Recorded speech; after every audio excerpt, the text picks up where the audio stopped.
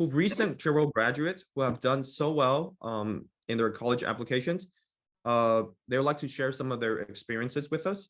First, we have Ryoa Sato. Ryoa Sato was received early acceptance by Stanford University, and he wants to share some of his experience on his road to college. Is Ryota here? Yes, I'm present. Okay, hi Ryota. Hello. Okay, I'll be sharing my screen. Oh, okay. Hello, my name is Ryota Sato, and today I want to talk about how I got into Stanford and shaping spikes to success. So first, a little bit about me. So I currently attend Adrian Wilcox High School, which is located in the Santa Clara Unified School District around the Levi Stadium. And my GPA was 4.5, which was relatively average for our school regarding how many AP classes we take. And I was considered the top 10% decile. My SAT was 1490 with a 700 English and a 790 math, and these are some of my APs with the parentheses being my score. And I'm a fully Japanese citizen with my prospective major being electrical engineering, but specifically digital signal processing. So, how did I get into Stanford? For me, it was jazz guitar. So, as you can see, I was pretty invested into jazz guitar. From the left side, these are all the awards and all the band t-shirts that I received. And the bottom left is me with the San Jose Jazz High School All-Stars. The middle big pictures with the San Jose Jazz Big Band. This is me with the studio.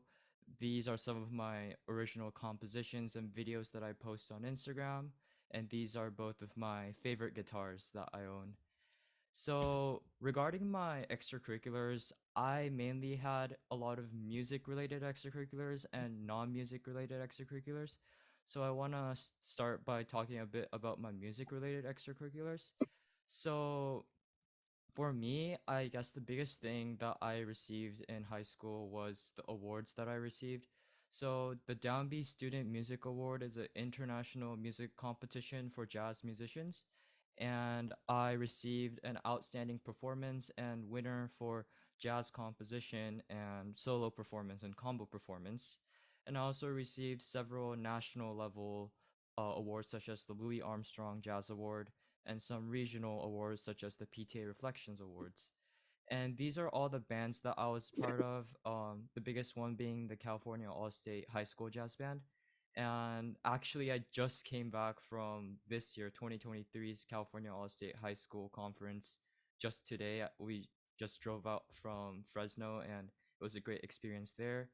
And also, I did a lot of community and volunteer practice, such as Sunnyvale Community Players, which is a community pit orchestra that we play for seniors, and Note Love, which is a volunteer organization that focuses on giving private lessons to young students. And I was also the president of our school's music club. And this is a quick clip of the video, the art supplement that I actually submitted to Stanford, which made me accepted. This is a quick video, so I'll be playing.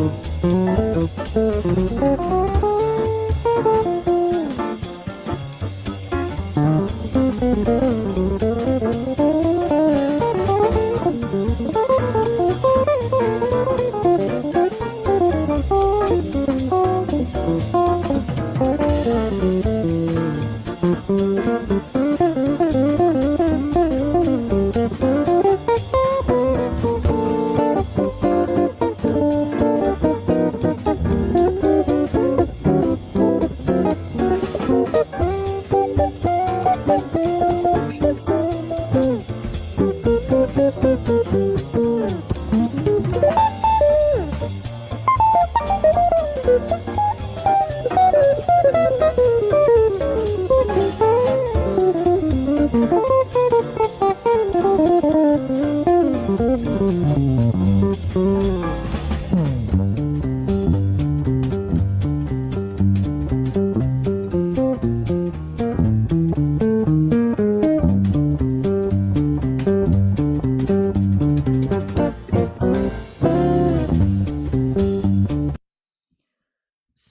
that was a song called, oh, sorry.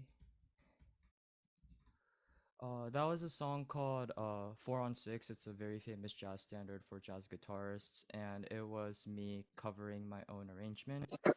And so now I want to get into the non-music related extracurriculars. So these are my non-music related extracurriculars, and from the top, it first did a Stanford Medicine summer research on the Robinson Lab bioinformatic research, and I was the team programmer and coded in the language of R. And also, I was part of the San Francisco Japanese School since I was in first grade, and I'm still continuing up to now, and I'm the ASB vice president there, and also participated in the UCLA summer sessions for Introduction to Engineering Design. So this middle claw-shaped uh gadget car like rover was the one that I designed and made my own circuit through Arduino, and this right one is in the Blue Stamp engineering program where I made my own audio matrix visualizer. And some other notable extracurriculars include Inspire AI Summer Program, a perfect score on the AP Computer Science Principles exam, the AP Scholar with Distinction Award, and this volunteer award that I received called the 2022 Optimus Youth Appreciation Recognition. So, the key takeaway for me is don't do extracurriculars for college, in my opinion.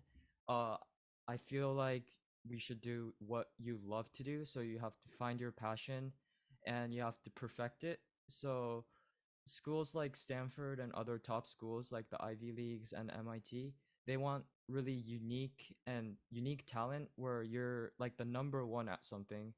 So for me, it was jazz guitar, and I went to a point where I was chosen as the number one jazz guitarist for California for sophomore, junior, and senior year for the California All-State Jazz Band. So similarly, even if it's a professional yo-yo player or a professional Rubik's Cube, professional mathematician, anything, you have to find what you love to do and perfect it. And also for me, I was able to find a tie between my passion and a major of my choice. So for me, it was music and electrical engineering. Since guitar is made out of all these circuits, electrical guitars, and also guitar pedals, they all have their own circuitry and they're all digitally like signal processed. I found out that audio signal processing and digital signal processing is what I want to do in college. And regarding college applications, you have to start very early, and starting early gives you more time and more time to relax and more time to home in your essays. So by June, it is good for students to choose your major, maybe find one or two major that you like, and then choose your dream school, number one choice. For me, it was Stanford, so I decided to restrictive early action there. And rest of summer, I spent my time doing summer camps and finishing essays. And for me, I finished all my EA schools and my REA schools and my UC essays. So by finishing my essays early, I was able to kind of relax in the first semester of senior year with other college supplements, such as for me, it was a lot of music art supplements and also interviews from Stanford. And I was able to do scholarships through a website called FastWeb. And that's the end of my presentation. Any questions? Thank you, Ryota. Thank you for that concert and showing us your passions. Thank you for sharing us your experience. Yeah, that was very inspiring. Thank you, Ryota. Um, okay, so next we have another student. His name is Jai Sharma. He gained early acceptance by UC Berkeley, dual degree of Bachelor of Science, right? And I heard that this major only accepts about 1% of all its applicants. But I think it's best for Jai to tell us a little bit about this himself. Jai, you have the floor. Thank you so much for having me. Let me go ahead and share my screen. Okay, can you see my screen? Yes. Okay, great. So hello everybody, my name is Jay, and this is a little bit about me and how I did my college application process. I go to Monte Vista High School. I have a GPA, unweighted GPA of 3.93 when I was applying to colleges. And my major was industrial engineering, which it more concerns like a niche part of applied mathematics, which is more concerned with mathematical optimization and linear programming, integer programming, that kind of thing. And I think as a high level, I was accepted to some of the schools I was accepted to was UC Berkeley, particularly a program called MET, which is a dual degree in industrial engineering as well as business. And then U Michigan, UT Austin, a couple others I didn't name here, like UNC Chapel Hill, UIUC, and Purdue, and other things like that. And then I think, one person who really helped me out a lot in this college applications process was Dr. Yoshida. So thank you so much, Dr. Yoshida, for all your help. That's my pleasure, Jai. Thank you so much. Yeah, so here's a little bit about my journey. I started out, my favorite subject in school used to be math, right? And so math, I started to learn a little bit more of math and, started taking some math classes and stuff. Eventually that led to an interest in coding. I started getting interested in Python and did some small projects by myself. I was, nothing too serious, but I was just doing some, fooling around with some code and stuff. And that got me into robotics. So I did FLL, the first Lego League, and as well as the Tech Challenge. And on the one side you have the robotics, which it sort of allows you to gain intuition regarding robots and how to code things. And then then you have the Tech Challenge, which is more like mechanical side of things. So these two things gave me a little bit more intuition about and gave me more interest in like exploring the sciences. And that led me to pursue Science Olympiad. So I was part of the Kennedy Middle School Gold Science Olympiad team. And we ended up winning the first place national award at Cornell University. And then that sort of was like what I did before high school, and how that led me into a love for, doing more projects and more research and getting involved in more activities, which I'll explain in a little bit. So as you can see, my journey wasn't like I knew what I wanted to do the whole time. I started somewhere, I reached somewhere, and a lot of stuff happened in between, and everything is a learning experience. You might try something new and you might find out that you don't like it, and you might try something new and you find out that you do like it, and then you explore more. And that is sort of a catalyst to motivation. So once you get motivated into something, I think I strongly believe that nobody can stop you from exploring that subject if you're motivated enough. Yeah, so that's okay. Even if your journey isn't a straightforward one, even if it like isn't totally planned out, try to keep some goal in mind, but your goal can keep on shifting. That's okay. So that's in my opinion. Yeah. I think one of the things that's really important is talking about a balance between school like coursework as well as extracurricular activities. In my opinion, I think school grades are always the first priority. And that means that, like getting a good grade in your classes will help, like it will sort of get you to the point where you are able to apply to such colleges, top colleges. And then, do your extracurriculars when you get the time to do so. But my opinion is that if you're interested enough in an extracurricular activity, you will make time for it. You'll take time out of your busy schedule to do that, to pursue that. So that is sort of my take on it. And I think yeah, I think that some of the activities that I did particularly, like for example, some projects I did, I would stay up really late into the night and do them. And that was because I really liked them, and for example, because I was doing it with my friends and stuff like that. So so I think that if you do something that you love, then you will go places. So in general, my advice to high school students is that in ninth grade, try as many things as you possibly can. You know, join new clubs, try new activities, throw yourself out of your comfort zone, and try something new. Get you know, along the way, you should try to get as many friends as possible. So, for example, I'll give an example about like how I was part of my school's one of the business clubs at my school. It was called DECA, and I didn't. So I pursued DECA for 1 year, but then I didn't continue it afterward, but I still got a lot of friends from that experience that I still have to this day, and we work on a lot of projects together. So building connections is very important, and while you expose yourself to these new activities, new clubs, these kind of things at your school, remember to keep those connections in mind. Treat everyone with respect, and you will always get something in return. And then for 10th grade, I would say that keep exploring new subjects and keep exploring more subjects that are related to the subjects that you were interested in. So for example, I tried doing the synopsis science fair in ninth grade, and I tried doing DECA in ninth grade. And I realized that I liked the synopsis experience a little bit more, and I sort of pursued that a little bit more throughout 10th grade and so on.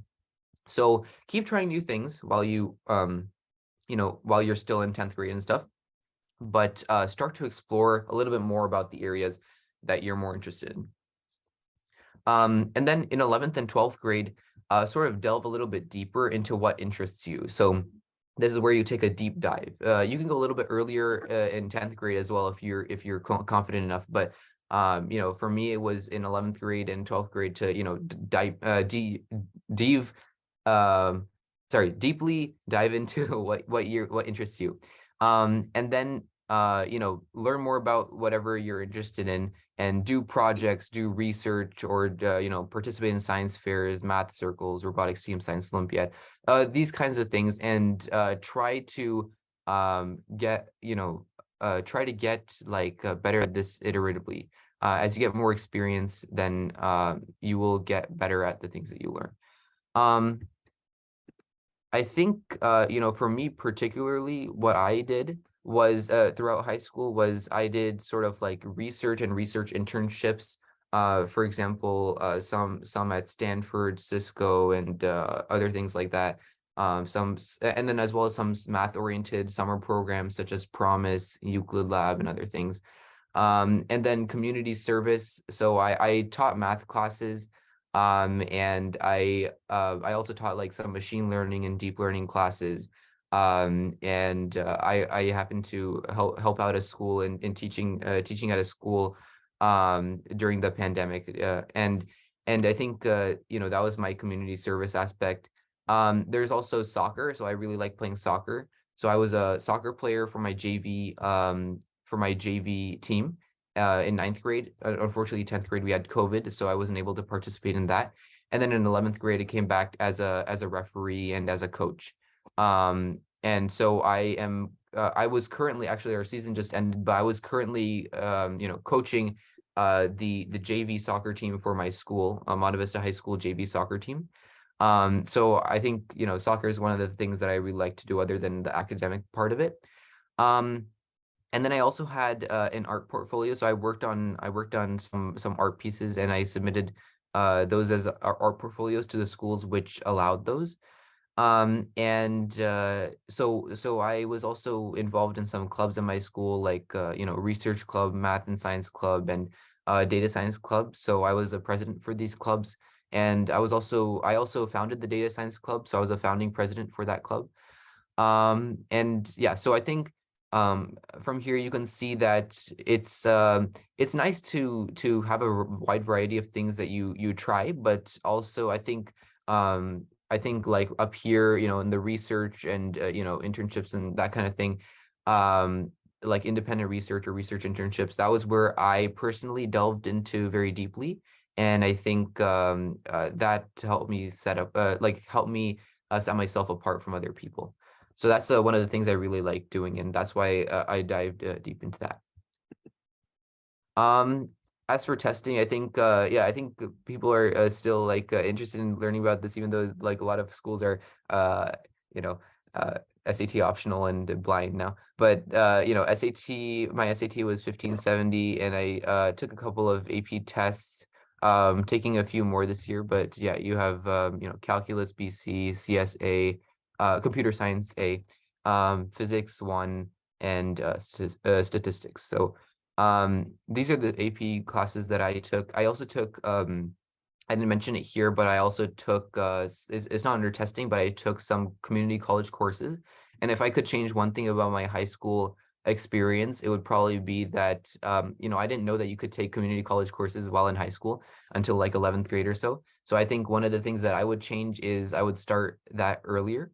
So I took a few like math classes and stuff like that, multivariable calculus and linear algebra, that kind of thing. So that was sort of my experience with community college classes. Um, and then I think one of the things that's really important is that you have to figure out for yourself what colleges do you want to apply to. Not only should they should be like colleges which you really would like to go to if you were accepted, right? And so I try to apply to colleges or programs that I would prefer to go to. So of course I wanted to apply to the UCs because I love California. And I think some of my reaches were, Stanford, MIT, and the Ivy Leagues. So those have not really come out yet, some of them. And then there's like the targets like Rice and JHU, etc. And then some safeties. It's really important to also consider safety schools like Purdue and UIUC, especially with what I see is the SAT optional, like SAT becoming optional for a lot of schools. I think having like a good amount of safeties is quite important. So make sure that when you're creating your college list that you and Dr. Ishida actually helped me with this a lot. This was very confusing to me, but she helped me understand that having a lot of safety and target schools in addition to reach schools is very important, and you have something to fall back on. So thank you so much for that. Let me see. Okay, so the essays. I'll give some like tips and for your activities and essays, which is a huge portion of your application. So I would say activities, honors, and essays and additional information. Those are some of the most important parts of your college application. But I would say essays are very, very important. They help sort of create a story about you. And it helps you become a 3D person, that you're not just this person on a piece of paper that you've done these activities and won these awards, but you're actually someone with a real life story. It helps you connect with the admissions officers. And perhaps in some of your essays, you can show off your quirkiness. And quirkiness is sometimes good because it helps you show that you are that there's something different about you that is not there in anybody else, right? And if you're able to show that through your essays, that's really, really, really nice. Yeah. And then in my opinion, each activity or essay should show a new dimension about you. If you look at somebody's activities list and you're able to, you look at the first 3 activities and you're able to understand what this person is talking about, then maybe you should, think about revising it. But if you go through the first 3 activities and you're really interested about learning more, then that's probably, you've done a good job in creating that activities list. So having something, a new dimension of you showing for each activity and for each essay. And a good question to ask yourself many times is, what makes you, right? What sets you apart from other people? Why are you unique, right? And I think in terms of drafting all of these essays and in terms of the guidance and how to portray myself through my college application. I think Dr. Yoshida was one of the most influential people. And so thank you so much, Dr. Yoshida, for your guidance and patience throughout this process. And none of this would be possible without you. Thank you so much. And and thank you so much for everybody to everybody for listening to my presentation. Jay and Rioa, stay put a little bit, and then we'll have your counselor tell you speak a little bit about her experience with you, and yes, and so from what I got from Jay is to always listen to your counselor. Is that right? All right, That so is right. that's right. He didn't All right, say that. she'll have more she'll have more things to say to you in a bit.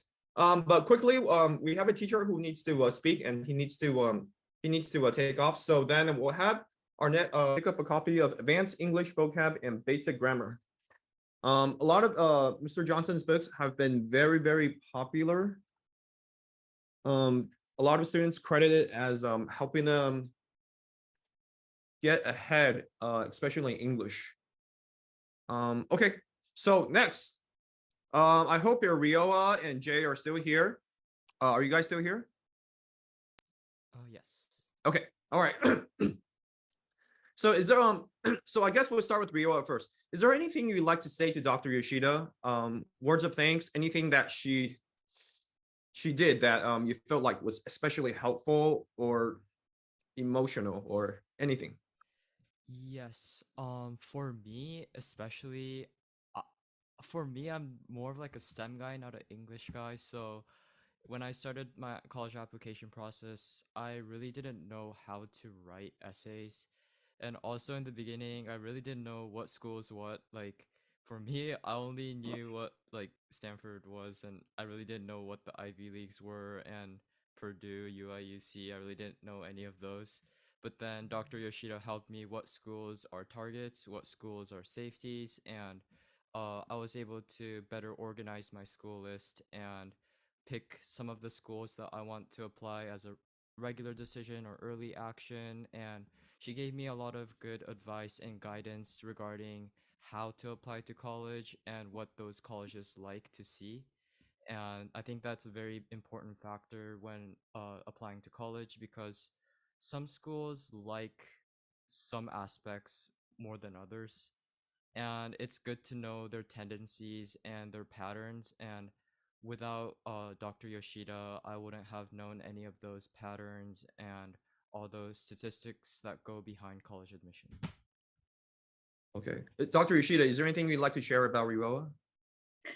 Yes, for as you have all listened, Yoda is very talented and very passionate about music. So from the very beginning, we knew that music is going to be his forte. But so what we did was throughout his high school career, we had to make sure that he has enough time to devote to music while keeping up with his academics and SAT scheduling. So scheduling and making time and planning other activities were the critical part for him. And also for Stanford, we spent a lot of time coming up with some good ideas for the essays and making his essay very unique. I like his essays for Stanford. Okay, thank you. Now let's talk about Jay. Jay, is there any words of gratitude, anything thanks you'd like to say to Dr. Yoshida, or anything you felt that was especially emotional that you felt like she helped you with?